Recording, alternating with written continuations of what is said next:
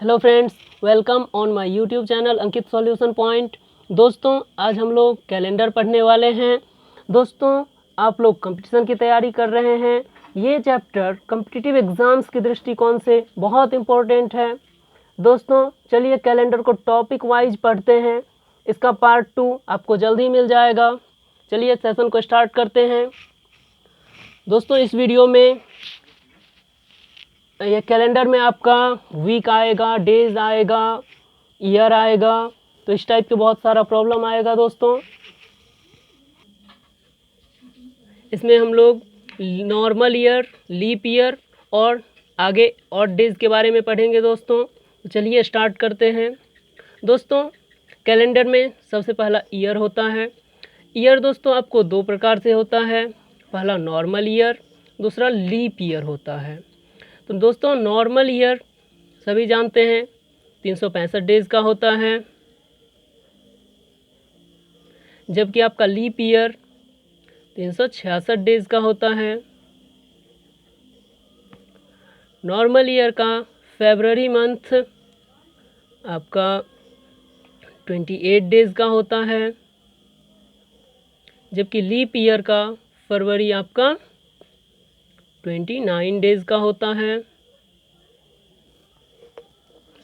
दोस्तों, हमें कैसे पता चलेगा कि कौन सा ईयर नॉर्मल ईयर है और कौन सा ईयर लीप ईयर है? तो चलिए दोस्तों, इसके लिए इस कॉन्सेप्ट का यूज करेंगे।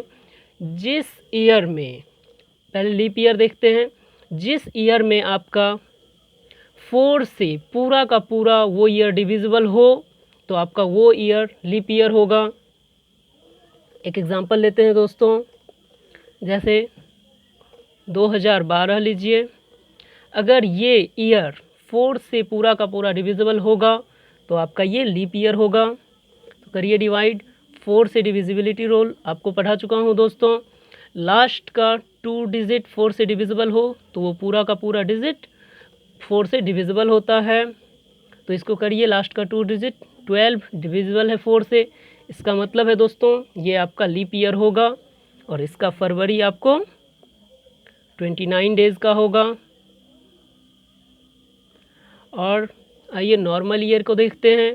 नॉर्मल ईयर में दोस्तों कोई भी ईयर, आपको नॉर्मल ईयर वो होता है जिसमें 4 से डिवाइड वो नहीं होता है। तो कोई भी ईयर लीजिए, 1990, आप इसको 4 से डिवाइड कीजिए। अगर ये 4 से डिवाइड होता है तो नॉर्मल लीप ईयर होगा, और अगर ये 4 से डिवाइड नहीं होता है तो नॉर्मल ईयर होगा। तो देखते हैं 90, और ये 4 से डिविजिबल नहीं है, इसका मतलब ये आपका नॉर्मल ईयर होगा और इसका फरवरी आपका 28 डेज़ का होगा। इस कॉन्सेप्ट का आप यूज करेंगे और आप नॉर्मल ईयर और लीप ईयर इजीली निकाल पाएंगे। चलिए अब देखते हैं सेंचुरी ईयर। सेंचुरी ईयर क्या होता है? शताब्दी वर्ष। दोस्तों, हर ईयर जो 4 से डिविजिबल हो ये ज़रूरी नहीं है कि वो लीप ईयर होगा। जैसे आप देख सकते हैं शताब्दी वर्ष में आप कोई भी ईयर लीजिए, 100 आप, चलिए पहले देख लेते हैं शताब्दी वर्ष होता क्या है। सेंचुरी ईयर भी दोस्तों दो टाइप का होता है, normal century year, normal century year, और दूसरा आपका होता है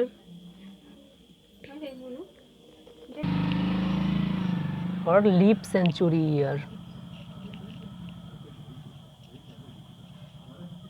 leap century year, century year भी दो टाइप का हो गया, नॉर्मल सेंचुरी ईयर और लीप सेंचुरी ईयर। जब आपको दोस्तों सेंचुरी ईयर वाला केस आए तो इसमें आप जैसे ही लीप ईयर निकालना चाहेंगे तो आपको दोस्तों सेंचुरी वाले में 400 से डिवाइड करना पड़ेगा। जैसे आप कोई भी एग्जांपल लीजिए, 1200, आपको ये लीप ईयर है या नहीं है कैसे पता चलेगा?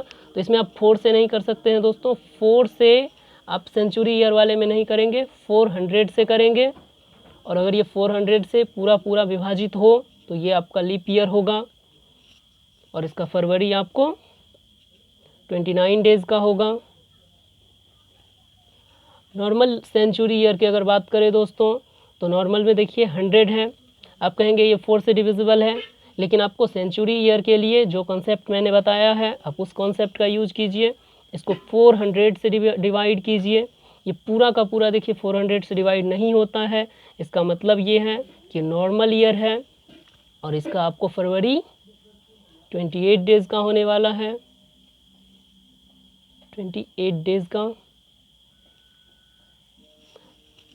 बहुत सारा एग्जांपल है दोस्तों जो कि ये आपको 4 से डिवाइड होगा, लेकिन ये लीप ईयर आपका नहीं है वो। ऐसे 200 भी आप कह सकते हैं, 1500 भी कह सकते हैं, 1700, ये सब आपका 4 से डिविजिबल है, लेकिन आपको ये लीप ईयर नहीं होगा, क्योंकि जब भी सेंचुरी ईयर का केस आए आपको 400 से उसको डिवाइड करना है, और ये 400 से पूरा का पूरा डिविजिबल नहीं है, इसलिए आपका ये नॉर्मल ईयर होगा, लीप ईयर नहीं होगा। लीप ईयर जो भी होगा, जैसे आप 1600 ले लीजिए, इसको 4 से डिवाइड कीजिए 400 से, तो ये आपका लीप ईयर आ रहा है। इस कॉन्सेप्ट को आप फॉलो कीजिए। चलिए दोस्तों, अब पढ़ते हैं ओड डेज के बारे में। ओड डेज क्या होता है? देखिए, odd days is nothing but it is a remainder when any number is divisible by 7। जब किसी नंबर को आप 7 से डिवाइड करते हैं तो जो भी रिमाइंडर बचेगा वो आपका ओड डेज होगा। दोस्तों, इसका यूज़ आपको कोई भी पर्टिकुलर डेज निकालने में है, तो उसको पर्टिकुलर डेज की क्लास में हम लोग देखेंगे। आइए अभी देखते हैं। इसमें दोस्तों 3 केस आता है आपको। फर्स्ट आता है in case of days, second आपको आएगा इन केस ऑफ मंथ, और third in case of year. आइए देखते हैं। इन केस ऑफ डेज में आपको जैसे 10 डेज है, तो आपको पूछेगा कोई 10 डेज में कितना ओड डेज है, तो आप इसमें लिख सकते हैं 10 7 से उसको डिवाइड कीजिए, और आपको रिमाइंडर कितना आया, रिमाइंडर आपको यहाँ पे लिखना है, और 3, और इसमें total odd days 3 odd days होगा आपका। कोई भी लीजिए आप, 29 लीजिए, उसको भी आप 7 से डिवाइड कीजिए, तो फिर आपको देखना है रिमाइंडर आपको कितना बचता है। तो 7 4 जा 28, 1 आएगा रिमाइंडर, और इसमें टोटल ओड डेज 1 होगा। चलिए दोस्तों, अब देखते हैं इन केस ऑफ मंथ्स।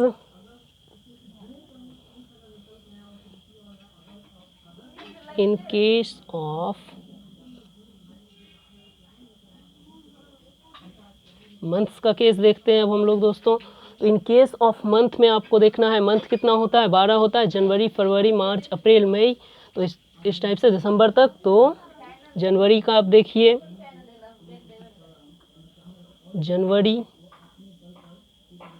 जनवरी में आपका कितना डेज होता है, तो 31 डेज। 31 को आप 7 से डिवाइड कीजिए, और आपका 3 आया रिमाइंडर, और इसमें 3 आपका हो जाएगा total odd days. Odd days. अब फिर कोई मंथ लीजिए, फरवरी लीजिए, तो फरवरी आपका या तो 28 होता है या 29 होता है, इसको आप 7 से डिवाइड कीजिए, तो रिमाइंडर आपका या तो 0 आएगा या फिर 1 आएगा, और इसमें या तो 1 ओड डेज होंगे या फिर ओड डेज नहीं होंगे। ये केस हो गया। आप इन सभी मंथ्स का ओड डेज निकाल कर कमेंट बॉक्स में कमेंट कीजिए, सेम टू सेम इसी कॉन्सेप्ट पे। चलिए दोस्तों, अब हम लोग देखते हैं ईयर का concept. In case of year, किसी भी ईयर में हम कैसे निकाल सकते हैं ओड डेज, एक ईयर में, इस ईयर में कितना ओड डेज है, तो देखते हैं दोस्तों। किसी भी ईयर में या तो आपको 365 डेज होता है या फिर 366 डेज होता है दोस्तों। तो अब 365 को फिर इसमें आपको 7 से डिवाइड करना है ओड डेज निकालने के लिए, और रिमाइंडर निकालना है आपको। तो रिमाइंडर निकालिए। जब इसको आप दोस्तों 7 से डिवाइड करेंगे आपको रिमाइंडर 1 आएगा। तो कोई भी नॉर्मल ईयर में ओड डेज की संख्या 1 होगा, और जब आप इसको डिवाइड करेंगे 7 से आपको रिमाइंडर 2 आएगा, और इसमें ओड डेज 2 होगा। तो कोई भी लीप ईयर में ओड डेज का संख्या 2 होगा, और नॉर्मल ईयर में ओड डेज का संख्या 1 होगा। आइए कुछ एग्जांपल्स से देखते हैं। जैसे आप ले सकते हैं 2002 लीजिए से 2007, तो इसमें टोटल ओड डेज कितना होगा। तो आप पहले इसमें फाइंड करिए कितना इसमें लीप ईयर है। तो 2002 ये 4 से डिविजिबल नहीं है, इसका मतलब ये नहीं है लीप ईयर। 3 4 है, 2004 लीप ईयर है, उसके बाद फिर कोई नहीं है। तो इसमें आपको सिर्फ एक लीप ईयर मिला है। और आप इसको इस टाइप से लिखिए, कितना ईयर है, एक ईयर में आपको एक लीप ईयर होता, एक ओड डेज होता है। ओड डेज का संख्या लिखिए, 2 से 7 तक गए हैं, इसका मतलब 5 साल हुआ। 5 साल में 5 ओड डेज और एक आपका लीप ईयर से, एक यहाँ से आ गया। और इसको भी आप 7 से डिवाइड करिए, रिमाइंडर कितना आया 5 6 में 7 से डिवाइड कीजिए तो 6 आएगा आपका रिमाइंडर। और इसमें टोटल ओड डेज 6 होगा। आइए एक और एग्जांपल से सीख लेते हैं। आप एक एग्जांपल ले सकते हैं, चलिए यहाँ पे लेते हैं 2012 से 2020। फिर इसको बनाइए। तो इसमें आप ध्यान दीजिए 12 एक लीप ईयर है, क्योंकि ये 4 से डिविजिबल है, तो आपका ये एक लीप ईयर हुआ। दूसरा आपका 16 होगा, ये भी लीप ईयर होगा। और तीसरा आपका ये 20, ये भी लीप ईयर होगा।